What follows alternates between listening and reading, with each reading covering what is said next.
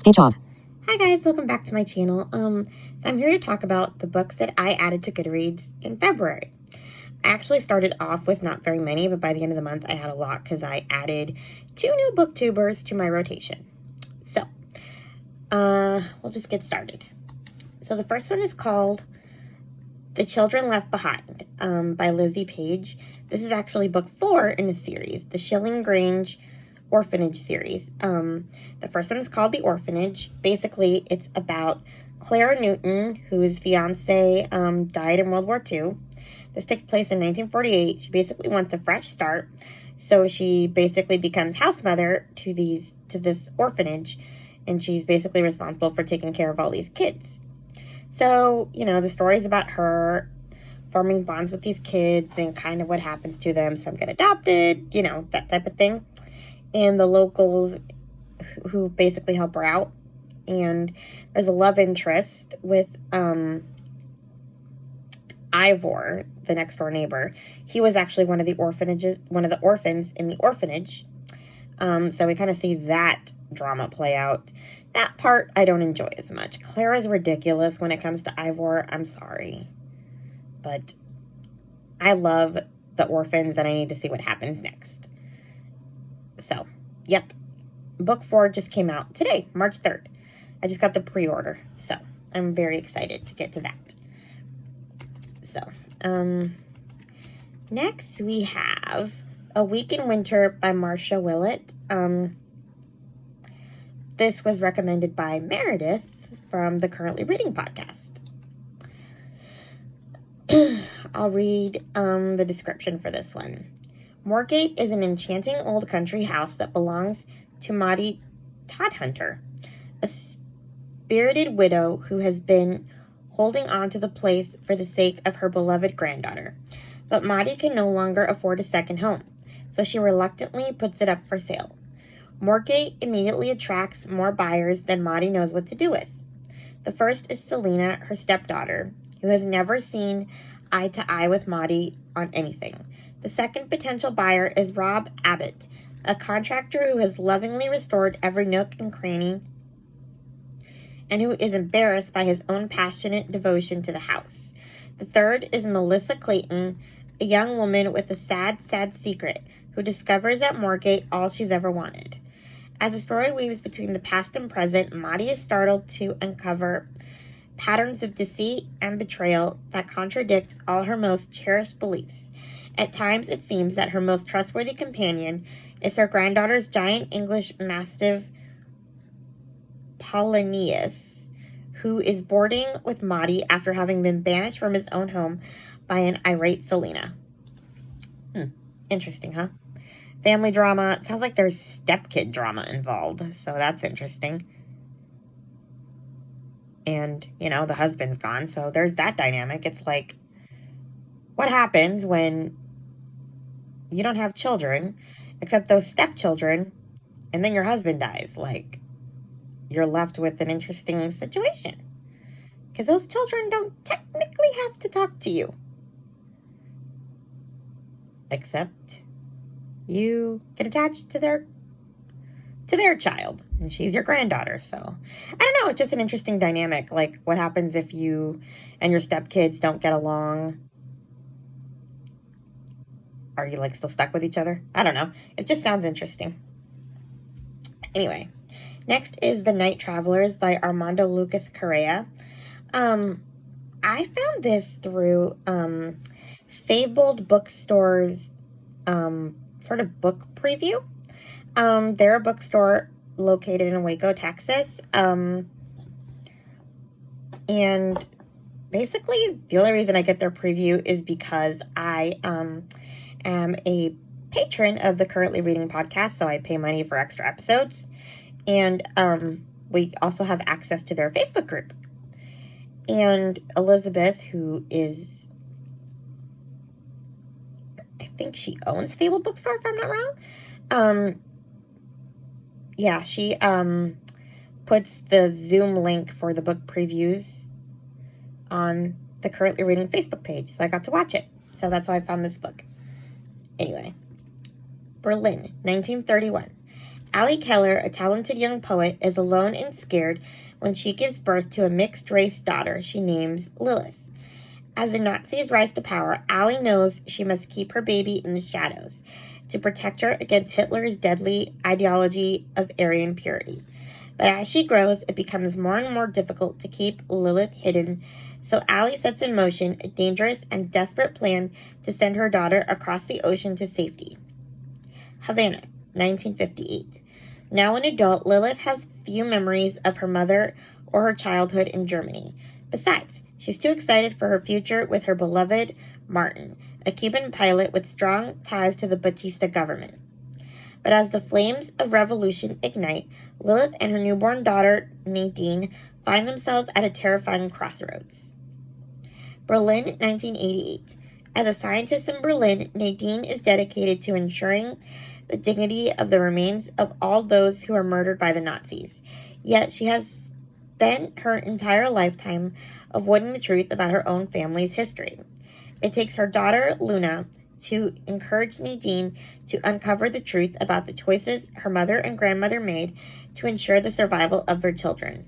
And it will fall to Luna to come to terms with the shocking betrayal that changes everything she thought she knew about her family's past.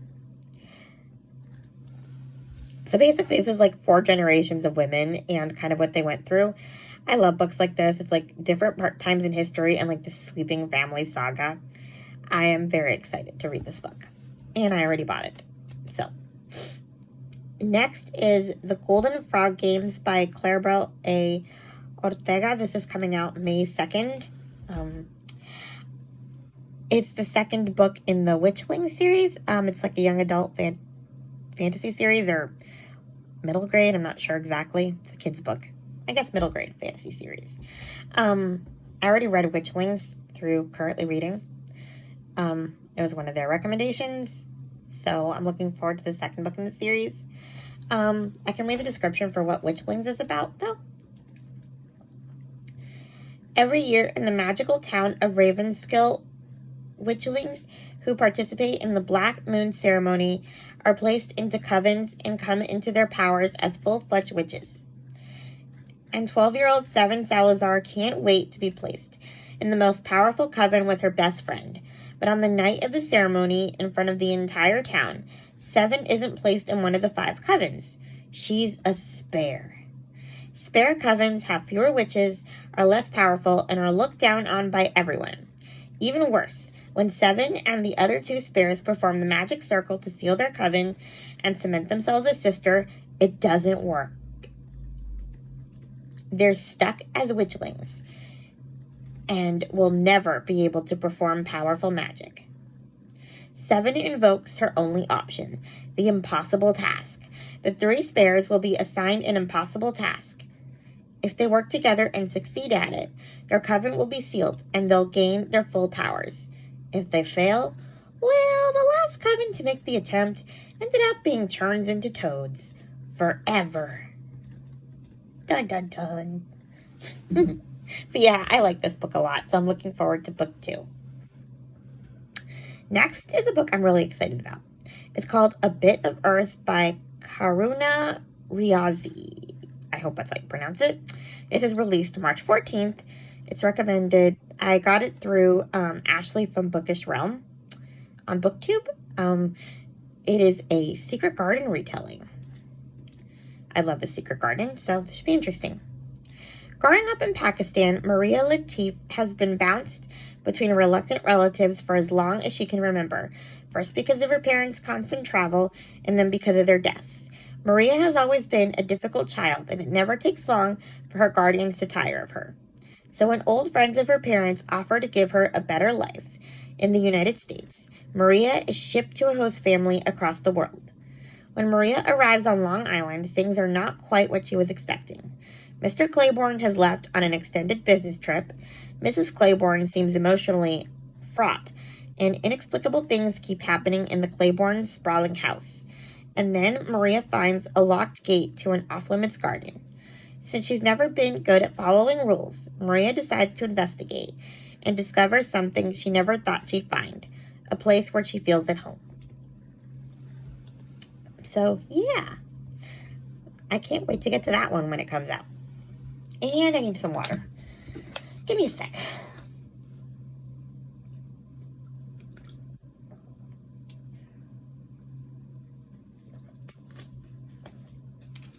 That's a lot of talking. Next book is Planet Earth is Blue by Nicole Pontelikis. I heard about this through book lover Amanda on BookTube and actually just finished it. And I bawled my eyes out. So, I read it for middle grade March already. I had to. I'll read the description. 12-year-old Nova is eagerly awaiting the launch of the Space Shuttle Challenger. It's the first time a teacher is going into space, and kids across America will watch the event on live TV in their classrooms. Nova and her big sister Bridget share a love of astronomy and the space program. They planned to watch the launch together, but Bridget has disappeared, and Nova is in a new foster home. While foster families and teachers dismiss Nova as severely autistic and nonverbal, Bridget understands how intelligent and special Nova is, and all that she can't express. As the liftoff draws closer, Nova's new foster family and teachers begin to see her potential, and for the first time, she is making friends without Bridget. But every day she's counting down to the launch, and to the moment when she'll see Bridget again. Because Bridget said, "No matter what, I'll be there. I promise." Yeah. So prepare to cry. Because I did. And you will. Next is When Twilight Breaks by Sarah Sundin. I got this through a new booktuber I started watching, Cat's Stories. I actually read a Sarah Sundin book before, recommended by Katie from Paperbacks and Ponytails.